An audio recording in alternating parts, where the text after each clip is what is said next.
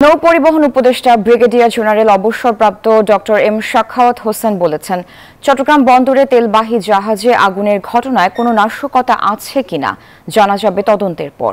বলেন, কারণ অনুসন্ধান করে সুপারিশ সহ তদন্ত প্রতিবেদন দ্রুত জমা দেওয়ার জন্য নির্দেশ দেওয়া হয়েছে। সকালে চট্টগ্রাম শিপিং কর্পোরেশনে কর্মকর্তাদের সাথে নৌ উপদেষ্টার বৈঠকের পর সাংবাদিকদের এই কথা বলেন তিনি। এ সময় বিএসসির ব্যবস্থাপনা পরিচালক কমান্ডার মাহমুদুল মালিক বলেন, বাংলাদেশ শিপিং কর্পোরেশনের জাহাজের বহর বাড়াতে কাজ চলছে। এনজিওর কিস্তি প্রথমবার বিকাশ পেমেন্ট করলেই 20 টাকা ইনস্ট্যান্ট ক্যাশব্যাক।